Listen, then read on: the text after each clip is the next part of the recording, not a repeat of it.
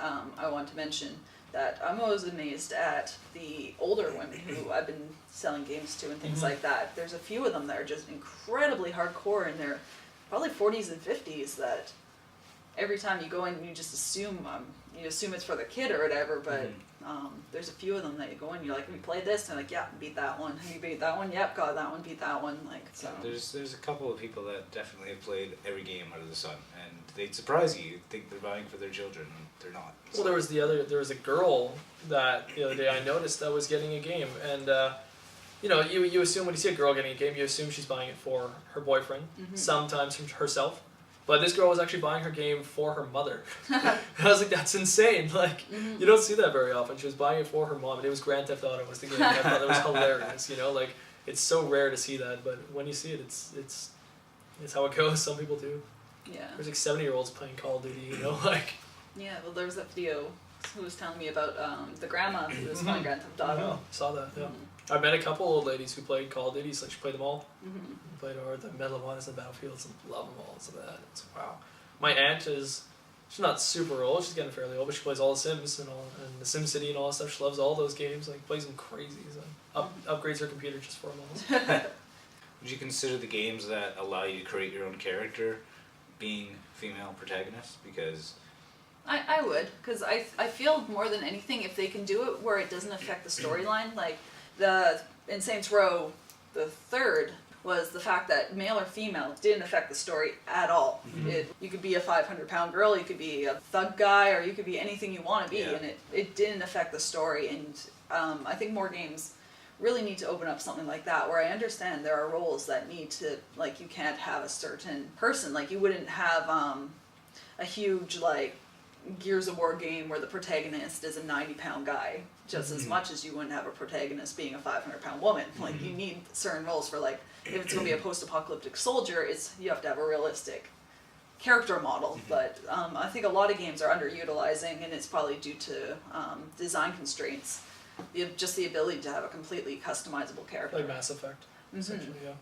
That's where I fall into the category. I actually dislike it more when you have customizable characters. I like it for a lot of reasons because I can make the character I want, but I dislike it because of the fact that I have to make a character. Well, I will choose the man. I will choose the guy. I will make him the regular soldier, the regular buff guy who just takes a lot of hits and is okay still. And I will never choose a girl. I will always think about it, but never will. In Skyrim, I will never choose a different race. I will be the Nord, and I'll be the guy. And I unfortunately always fall into that. But when you play a game like Beyond, you're forced to be that role, and I love it. I end up loving the fact that they're holding my hand and taking me down that story. And Last of Us, same thing.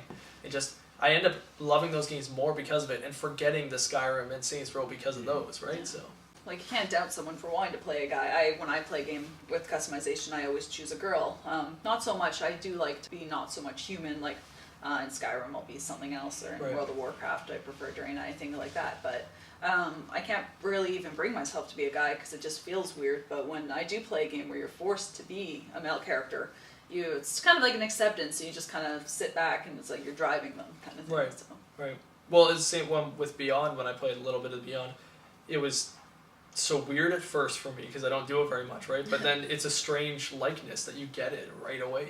Same with Last of Us too. It's just like the intro to Last of Us, we were playing as a daughter. It was like, whoa! Like the very first thing I did, I was like, I'm a girl in a girl's room too. I was like, this is a girl's room. It was awesome though. It totally puts you in the mindset already. I was like, okay, I was instantly had the idea. I was like, I'm forced to now do what I think this character would do. Like, it was really, really cool. Kind of takes you out of your comfort zone of. Yeah, that's what I enjoyed about it. Yeah, totally took me out of there. That's another thing on the side that I think more games need to do is to leave the comfort zone, leave the shooters are not going to go away anytime soon. Like North America, it's pretty much the main genre. But to have something more like The Last of Us and things like that, where it's a shooter but brings in aspects of other games and things and kind of pushes the boundaries of what gamers will like and what I don't know, just kind of almost like force them to introduce to other aspects of gaming. That's what makes it so perfect. On the outside, Last of Us looks like that perfect game you can sell to anybody because it's got the action, it's got the zombies, whatever they think it is. But then on the inside, once they finally start playing it, it purposely drags them through all these emotional things we want games to be, And it's like Last of Us is one of those games that allows us to realize that gaming could be so much more professional. Yeah, they took such a huge risk in doing that. companies don't want to take the risks. Yeah. It's, And Walking Dead as well, like, did very similar things, you know. Mhm. On the outside, it was a zombie game, but then, you know, you can't tell somebody, oh, Walking Dead is about shooting zombies. It's Yeah. not at all. It's only about, like, diplomacy between people, yeah, really. human Like, interactions. that's all it really is, and yet it's amazing. Like, the amount of actual human experience you get out of it is just insane. Like, the choices you have to make, which is so perfect. It's how gaming should be. And a lot of indie games, I think since indie games markets have been, like, so much bigger these days, indie games are really bringing that in a lot, and it's become overwhelming because there's so many, but you find the right ones that are out there that are doing the right things, and they don't need much money to be able to be made anymore. So it's really nice to finally see an array of all these amazing games coming out. Like Dear Esther came out on Steam. That's such an interesting game, which is just a narrative game that comes out, and you know, the narration just continues to everything you do, and it's there's just story-based games have much more of an impact on the world, I think, and it's nice to see them come by. Yeah. You can throw tens and tens at, like, going back to The Walking Dead, you can throw tens and tens at the Telltale version, but you get a guy comes in, it's like, well, it's not a shooter, well, we'll get the survival. That game's terrible. Yeah. But It's broken. But But I want to shoot things. Look at how many people like Walking Dead and how many people hated Survival Instinct. Yeah. It's hilarious how everybody's finally shifting. And Call of Duty didn't make as many sales as it normally does, and these other games are getting a little bit more recognized. Even Assassin's Creed has had probably its best year in a while. And this is the one where they finally pumped it with storyline, which is great. Like, it's nice to see people are appreciating it a lot more now. I think people are just kind of getting bored. It's almost like Yeah. we think it's I'm sorry. No, I was just gonna say it's these games coming out every single year. It's tiring. It's Annuals the is same annoying, thing. yeah. I hate it. It's Whoa. Sorry. The whole shelf comes down. Yeah, well, I wonder if it's like, maybe it's just a bigger bubble than, like, we look at Guitar Hero, it was huge, you thought it was going to last forever.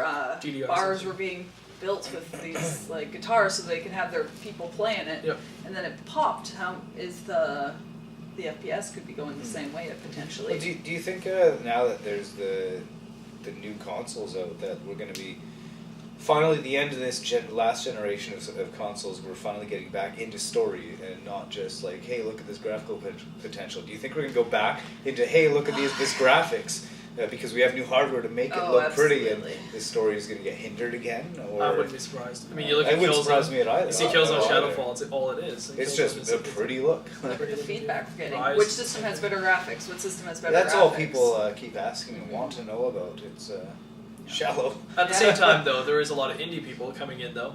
Like the people who made Journey and stuff. And Yeah, that's finally, true. we have some developers that actually, you know, are still out there caring, and they still want to make those games. And they're gonna wait. I mean, right now we're in a period of launch titles, right? Yeah. So Yeah. we will eventually, hopefully, get to the period of the It's people too that actually dangerous care. for indies to come out right now. Yeah, Just exactly. get married. Oh yeah, I also think the Minecraft era, I think, is about to come. We don't actually have a genre for Minecraft yet. Minecraft is Minecraft, and then Terraria is like Minecraft, but there's no genre. So I was like, where is that genre and what is it going to be? And it's totally going to come in. We already have Starbound on its way, which is going to be another one. Yeah. And My what brother else was is there just going to be? talking about that. Exactly. It's going to be huge. When Starbound comes in, everyone will talk about it. You'll hear it all the time, just like Terraria and Minecraft. But it's like, when will that be a genre? And how many games are they going to make in that genre? Because that will eventually take out the market. Especially if they make one every year. Like, who knows? I would fight that you could almost put something like Little Big Planet in that sort of genre. Yeah. It does have the adventuring and the platforming Like it's aspects, like a but- creation genre. It's not a sim because it's not a sim, but it has aspects of that. I think Sim has to be in the title though. I mean, I play Yeah. Minecraft for the Sim. Like my girlfriend and I would play Minecraft together to build the houses and to role play the life. You know, that's what happens. Like, so it's fun. Like, it really is. But I mean, but Minecraft can be taken as an RPG because like it is an RPG at the same time. Yeah. It's so confusing. There's but I mean, even like a DayZ and there's a new one called The Forest coming out, and they also fall into the same category of Minecraft. Almost, they're getting that aspect. Like even DayZ is adding in a creation like a little toolkit where you can create things and stuff like that, right? But The Forest that's going to be out is like an incredibly graphic game where like you're in the forest and you cut down logs, you build your log cabin, but at night zombies and things come out, so you have to kill them all. But it's like intense, like you have like axes and stuff. You're actually hitting these zombies in the face with axes. It's like really brutal, like, but it's really cool. It's like Slender and Minecraft put together. It's very unique though. So obviously the genre's hitting off and really affecting games. Even Far Cry and Skyrim, I don't think would have been what they were if it wasn't for Minecraft. Because Skyrim, I think, had to think outside the box a little bit. Was like, maybe we should add a couple aspects of like crafting and stuff like that in here just to make it a little bit more fun, right? So, I think it's pushing games. It's really Minecraft didn't go look at our graphics. They went look at our gameplay, and I think a lot of like game companies are finally like, well, let's it look at doesn't it. have to Like- just be graphics anymore. Yeah, exactly. There's a few select companies realizing that, reaping the benefits of Yeah. it. Be very, very effective if they could get gamers to appreciate games without graphics from a designer aspect, because that's going to cut their costs huge. Yeah. And then they can focus on other things, and as a marketing stance, it's a great thing for them. But to get people to look past the graphics is the biggest thing. Like, Well, one of my favorite games is Secret of Monkey Island. The graphics are terrible. And Doom, like I mentioned before, the graphics are terrible. But these games, like they will mean so much more to me just from what they are. I think we're going to see a bit of a problem with aging games in the future. I know, like, if you look at a game from, like, Nintendo 64 or PS1, PS2, they're already looking absolutely terrible. They're past Yeah. the sprite point where sprites, when you throw them up on a big screen, they're just bigger sprites. They still... they're just sprites. It's not... They It's- don't get they're not worse deformed as and they horrible. don't really age. Yeah, They're exactly. timeless. Whereas, yeah, as soon as you hit that 3D model, it starts to look bad the next day, and the next day, and the next day, and it just goes downhill. With things like servers and things now where they're going down, the life of a game is getting significantly cut short. Mm-hmm. And I think that ties yeah. back to how fast games are coming out as well. Or game doesn't have to look good in 10 years. I think looking at the music model is like an easy way to see where video gaming industry will go. Because it's like, when you look at music, so many people love their bands because they only know about that band. Like, oh, I love this Yeah. indie band because nobody else knows it, you know? That's the same thing with video games. I swear in the future it's going to be like, I love this video game company because I know them and barely anybody knows them. Yeah, they're mine. And then they get big, and then it's like, oh, no, I don't like them as much because all my friends like it now. Yeah. You know, it's like, oh. And so I swear that's like eventually what will happen. Video game companies also will probably eventually have to do something like bands do, where they make barely any money at all, right? But they're just trying their hardest to make more money, right? So they just do all this stuff and buy donation and everything. They already do it now, but I mean, it's gonna get to the point where there's so many video game companies out there that you don't know any of them anymore. Like, there's the really popular bands, like Activision would be like the representation to it, right? You have Activision, you have Blizzard and all that stuff, but man, yeah, then you have your indie ones that nobody knows about, like Mojang and stuff like that, right? Yeah. Like, it's insane.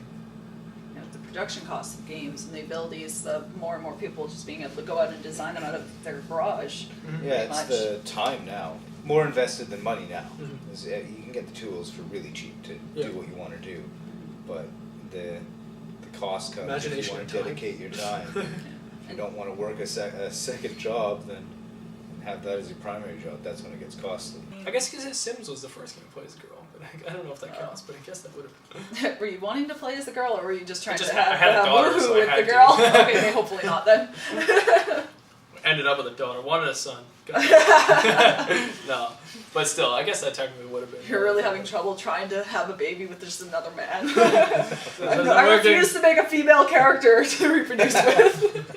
Prone to that though, I'll make a bunch of the Sims world just full of Ambers running around and like 2 or 3 generically made guys so that I have someone to interact with. The breeding stock in my Sim town. Okay, well, thank you very much for being on the show. Yeah, no problem. That was Yeah, it's good. interesting. It's Never good done a to podcast. It's No. good to sit and reflect on games. I think every now and then, really. So, Yeah. yeah. It'll be fun.